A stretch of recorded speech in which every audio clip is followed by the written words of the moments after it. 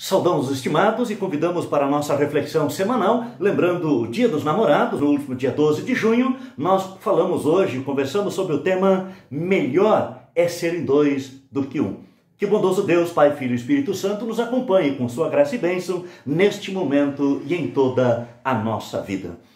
Prezados amigos e irmãos, diz o texto de Eclesiastes 4, versículo 9, melhor é ser em dois do que um, porque tem melhor paga do seu trabalho. É bom viver sozinho? Pois é, em pesquisa nos Estados Unidos da América foi constatado que cresce a cada dia, a cada ano, o número de pessoas que vivem sozinhas e não se casam. Mas por que isto é assim? Porque muitas pessoas estão colocando como prioridade a definição da sua vida profissional, da sua estabilidade financeira e material, para só depois pensarem em casamento. Quando é que vão pensar? E o que Deus diz sobre isso? O ser humano foi criado para viver em comunhão. Primeiro, com o seu Criador, numa relação vertical. E depois, com o seu semelhante, numa relação horizontal. Na verdade, esse é o plano divino para a nossa vida. Foi o próprio Senhor Deus quem declarou: não é bom que o homem viva só. Gênesis 2, versículo 18. Lemos ainda na sua palavra que melhor é ser em dois do que um. Eclesiastes 4, versículo 9, a primeira parte. Portanto, a solidão se opõe ao plano divino e por isso resulta em várias feridas na alma, tais como sentimento de desconforto, de inutilidade, autoestima baixa, depressão, ausência de laços afetivos, prostração e até mesmo saudade. E para vencer a solidão, precisamos de amizade, simpatia, de empatia, de cooperação, namoro, de casamento, família. E sentimos necessidade de amizades verdadeiras, de alguém que chegue quando todos os outros saem.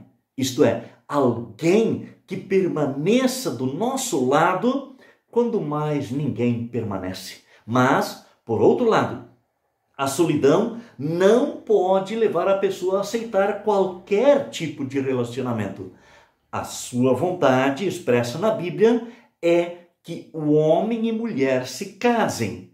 No entanto, o próprio Deus dá a liberdade para a pessoa viver sozinha, se ela assim achar melhor. Ela pode ser tão feliz sozinha como o outro casado. E a palavra de Deus nos lembra: melhor é ser em dois do que um. Adão e Eva no paraíso. Pois é, Adão ainda estava sozinho no paraíso. E então Deus disse: não é bom que o homem esteja só. Far-lhe-ei uma auxiliadora que lhe seja idônea. Gênesis 2, 18. Vemos como Deus providencia uma auxiliadora para Adão. Adão viu que Deus criara os animais e pássaros com pares, casais, macho e fêmea, mas para ele não se achou companheiro, pois com os homens Deus procedeu de maneira bem diferente do que ele fez com os animais. Adão e Eva foram formados e moldados pelas próprias mãos de Deus.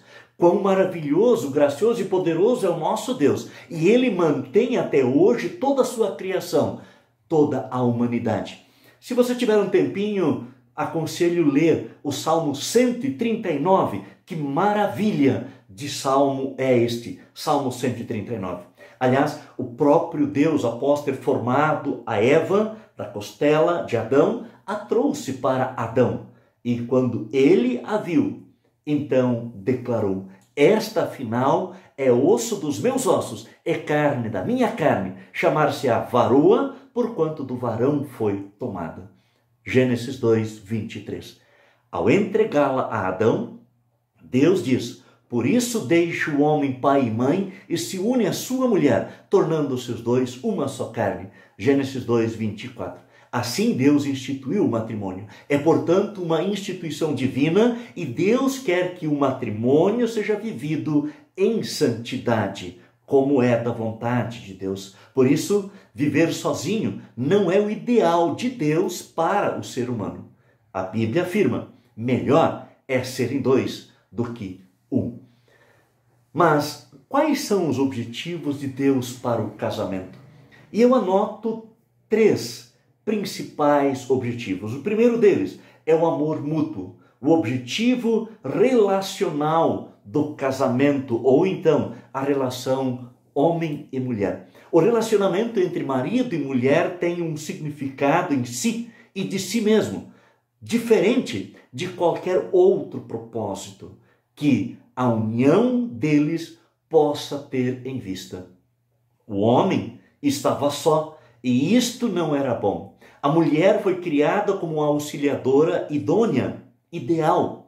Isto significa não tanto uma assistente para o homem em seu trabalho, mas uma ajudadora na qual, tão logo a vê, o homem se reconhece a si mesmo como ser humano completo. Ela é o espelho no qual o homem se conhece a si mesmo como ele é, como homem.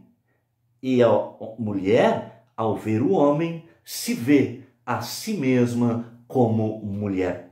Casais precisam lembrar que seu relacionamento físico é, antes de tudo, um relacionamento pessoal. E, infelizmente, numa sociedade marcada por encontros amorosos e divórcios ou separações, há uma tendência a desumanizar as pessoas, tratando-as apenas em termos de suas funções sexuais. Segundo objetivo do casamento, são os filhos, é o objetivo da procriação no casamento.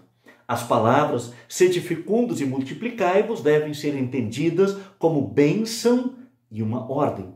O filho encarna, torna físico e representa na carne o mistério da união entre homem e mulher. E terceiro objetivo é frear o pecado, o objetivo terapêutico do casamento. A nossa sexualidade não tem nada de pecaminoso em si. A exemplo de todos os aspectos de nossa vida, também a sexualidade foi desordenada em decorrência da queda em pecado. O desejo sexual entre homem e mulher precisa, no entanto, ser controlado ou disciplinado. O casamento serve para domesticar a nossa paixão carnal, física, e canalizá-la de tal forma que, até certo ponto, é trazida de volta ao propósito original do Criador. Poderíamos dizer, trazida de volta ao paraíso. Assim, a instituição do matrimônio serve para um tríplice propósito: comunhão, procriação e curador. Nisto importa voltarmos sempre de novo à palavra de Deus e lembrar a instituição do matrimônio, a fidelidade ordenada por Deus e a cruz a ser carregada como forma terapêutica ou curadora. Seguir isto, veremos que Deus usa o matrimônio ou o casamento para efetuar bons propósitos para os seus filhos.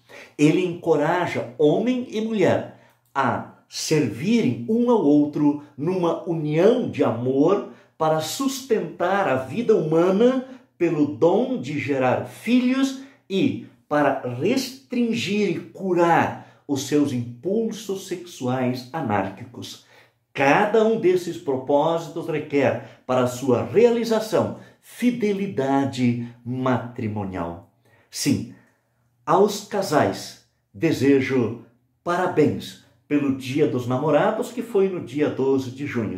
Mas, para você, homem e mulher que vivem juntos, abençoados por Deus no matrimônio, desejo que continuem juntos, pois melhor é serem dois do que um. Deus abençoe ricamente, hoje e sempre, os casais casados, também os casais namorados. Vivam sob a proteção e a bênção do bondoso Deus. Amém. Convido a você que nos acompanhou nesta reflexão para estar conosco na próxima reflexão, na próxima semana. Que Deus os abençoe, guarde e até lá.